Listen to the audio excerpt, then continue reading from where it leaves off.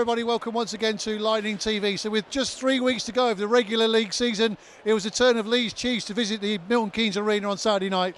Let's go and check out the action. As we're ready to drop the puck.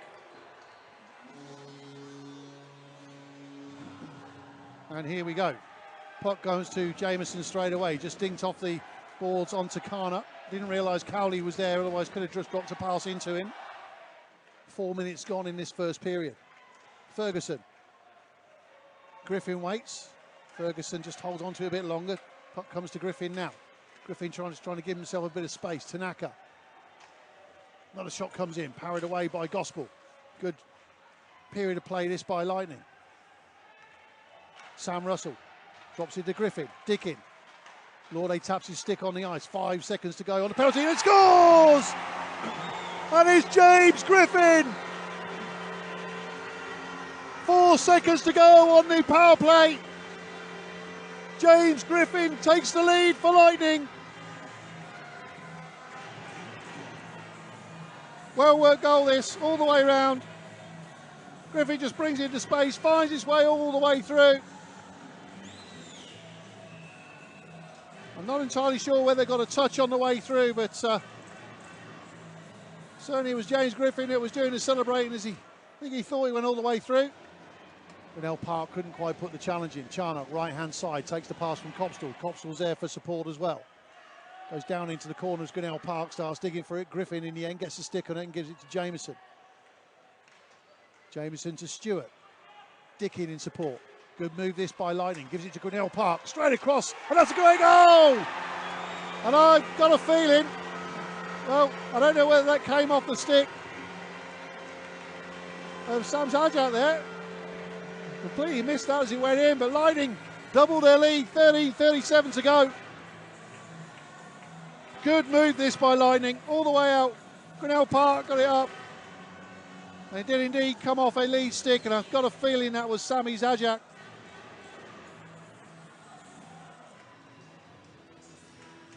Cowley and Coulter again down for the face-off. Kana tries to get something on that on the boards, which he does, but Leeds will clear it, and will they? Kana got enough on that then. Cowley tries to get it in front, and Gospel. It's goal! Well, I don't know whether he's awarded it. Looks like referee Hewitt's going to speak to the goal judge. And he signalled a goal.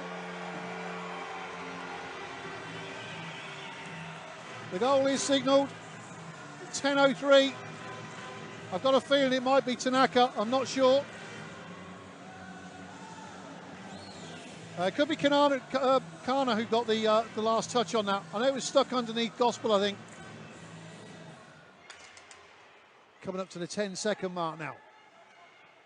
Leeds passing this puck around well. Good work again by Taylor Dickin.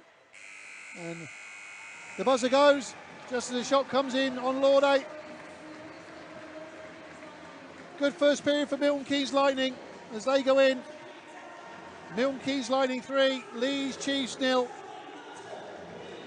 Opportunity for you to grab some refreshments. We'll be back with you in about 15 minutes time.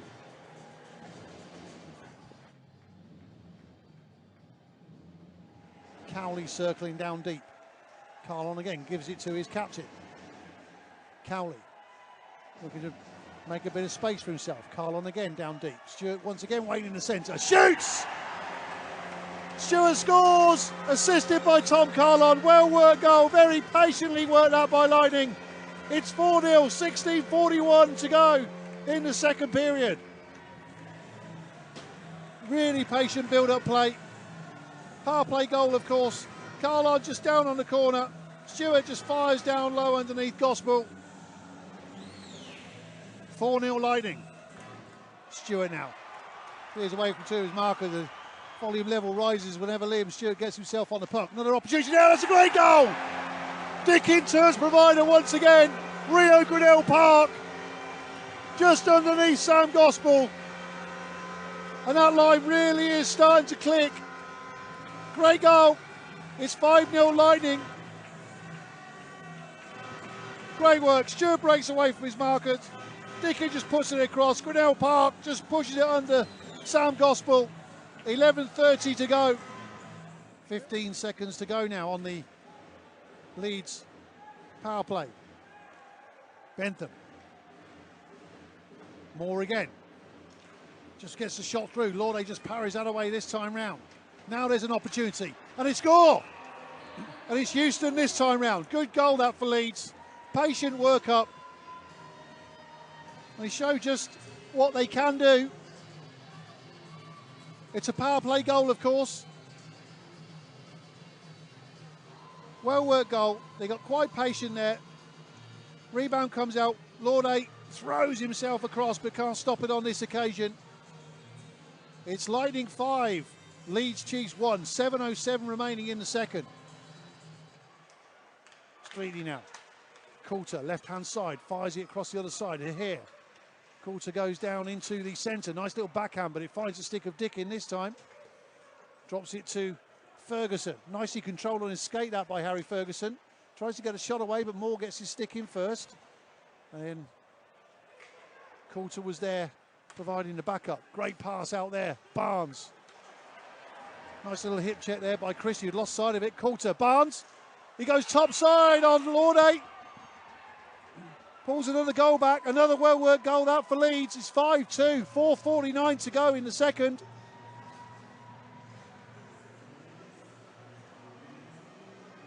Really well-worked goal that.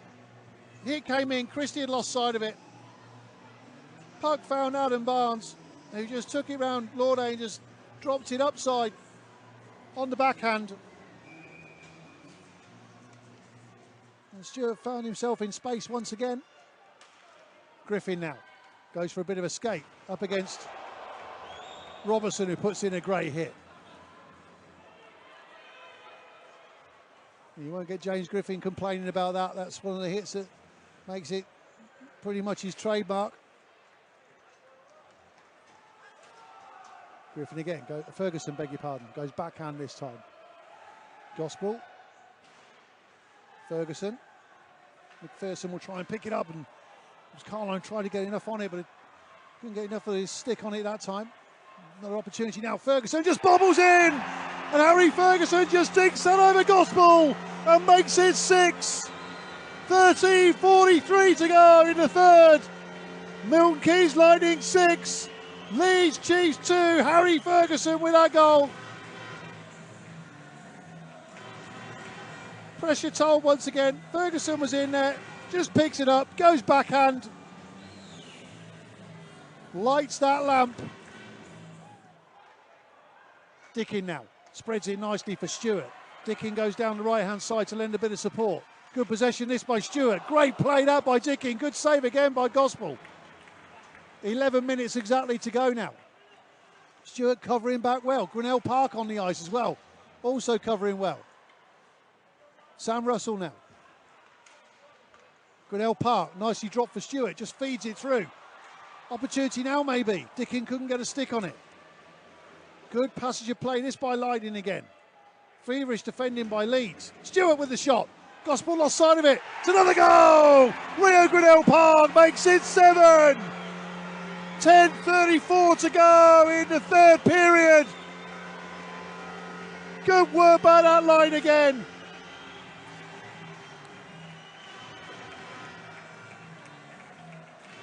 Nicely down deep, Dickin, and it was hat start coming onto the ice.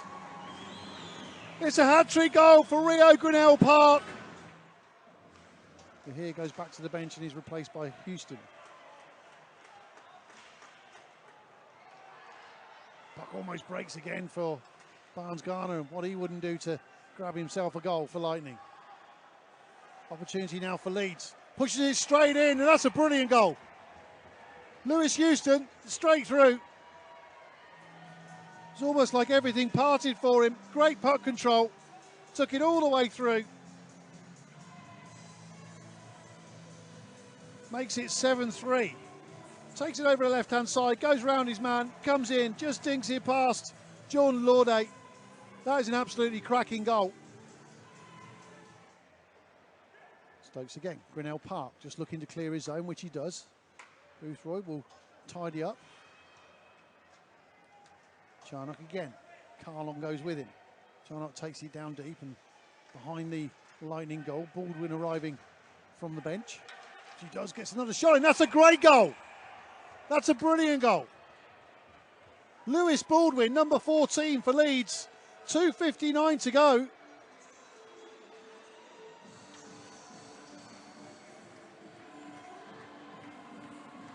And all of a sudden, it's 7-4. Baldwin comes straight off the bench. Straight as an arrow, straight through. Lauderdale probably want that one back. 2:59 remaining. 32 seconds. Stewart again, right hand side for Kana, one timer. Gospel covers that one over. The puck comes out. I think Sam Gospel thought he covered that one. But Leeds will clear their zone again. 7-4 to score, of course. We're into the last 15 seconds of the game.